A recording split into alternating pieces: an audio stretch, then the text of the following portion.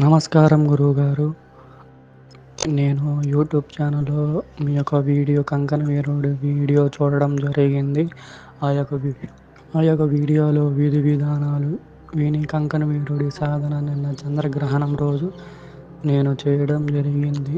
అయితే నా ముందు ఒక పాత్రలో నీరు పెట్టుకొని 2 అగరబత్తీలు వెలిగించుకొని ఒక ఎర్రటి క్లాత్ ఒకటి వేసుకొని ఆ యొక్క క్లాత్ మీద కూర్చొని ముందుగా గణపతి మంత్రం చేసి తర్వాత గురు మంత్రం చేశాను గురువుగారు. ఆ తర్వాత పంచాక్షరి మంత్రం 108 సార్లు జపించాను. తర్వాత సంకల్పం చెప్పుకొని ఈ యొక్క కంకణ వీరుడి సిద్ధి నాకు కలిగేలా నన్ను అనుగ్రహించండి భైరవ అని సంకల్పం చెప్పుకొని ఈ యొక్క మంత్ర జపాన్ని చేయటం జరిగింది గురువుగారు. అయితే ఈ యొక్క మంత్రం జపం చేసే టైంలో నా యొక్క శరీరం అనేది ఫస్ట్‌లో తేలికగా అనిపించింది. 200 దాటిన తర్వాత నా యొక్క మోచేతుల్లాగా మొత్తం 2 చేతులు మొద్దుబారిపోయినట్టుగా అనిపించింది గురువుగారు. 250 దాటిన తర్వాత నా యొక్క రైట్ లెగ్ మీద ఎవరో కూర్చున్నట్టుగా కాలంతా మొద్దుబారిపోయింది గురువుగారు. తర్వాత 200, 300 వచ్చేసరికి ఏదో పైనుంచి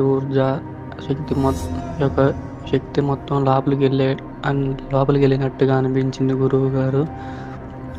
తర్వాత 380 చేశాను. అలా చేసిన తర్వాత నేను పైకి లేచిన తర్వాత ఒళ్ళంతా నొప్పులుగా నా యొక్క రైట్ లెగ్ మొత్తం మొద్దుబారిపోయింది గురువుగారు. ఒక 2 సెకండ్స్‌కి మళ్ళీ మామూలైపోయింది. తర్వాత నేను వెళ్ళి పడుకున్నాను. పడుకున్న తర్వాత నైట్ 2:30 ఆ మధ్యలో బాడీ మొత్తం ఎవరో బాడీ మీద వచ్చి కూర్చున్నట్టుగా అనిపించింది గురువుగారు.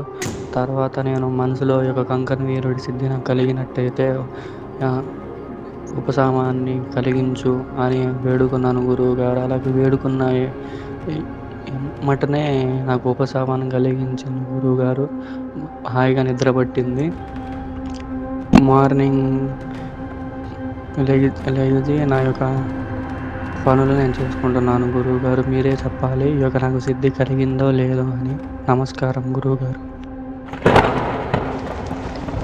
గురుగారు నమస్కారం అండి. నా పేరు మహేష్. మీరు చెప్పినట్టుగా నేను కంకణ వీరుని సాధన అయితే చేశాను. చెరువు గట్టుకు ఒక 7 అడుగుల దూరంలో కూర్చొని చేయడం అయితే జరిగింది. నేను సాధనలో ఉన్నప్పుడు నాకు మొదట్లో కొంచెం భయంగా అనిపించింది. పర్వాలేదు, నేను ఒంటరిగా వెళ్ళాను కదా, అలా భయం అవుతుంది అనుకుని ధైర్యం చేసుకొని మంత్రజపం చేసేటప్పుడు నాకు చిన్న మంత్రమైనా సరే కానీ నాకు స్పష్టం రావట్లేదు. కొంచెం టైం తీసుకొని అలానే కళ్ళు మూసుకొని అలానే కొంచెం టైం తీసుకొని మిమ్మల్ని ధ్యానం చేసుకొని గురువుగారు చెప్పారు, నేను చేస్తున్నాను. నాకు మీ అనుగ్రహం కలగాలి స్వామి, మీ సిద్ధి నాకు కావాలి అని నేను లోక రక్షణ కోసం మాత్రమే యూజ్ చేస్తాను. ఎలాంటి చెడ్డ పనులకు మాత్రం యూజ్ చేయను. గురువుగారు అది కూడా చెప్తేనే చేయడం అయితే జరుగుతుంది. మంచి పనులకైనా కూడా అనుకొని మళ్ళీ జపం కంటిన్యూ స్టార్ట్ చేయడం జరిగింది. అలా చేస్తూ ఉన్నప్పుడు నాకు మొదట్లో నా కన్ను రెప్పల కాడ ఎర్రగా అనిపించింది. అంటే ఒక టార్చ్ లైట్ మన ముందర వచ్చి వేస్తే ఎలా అనిపిస్తుందో అలా అనిపించింది. అలా అనిపిస్తే నేను అక్కడ నుంచి ఎవరన్నా ఎదుటి వాళ్ళు ఏదన్నా వెహికల్తో నూనె వస్తున్నదేమో, ఆ లైట్ పడుతుందేమో అని నేను అనుకున్నాను. అప్పుడే నాకు అర్థమైంది నేను కూర్చుంది చెరువు గట్టు మీద, ఇక్కడ ఎవరు రారు అని.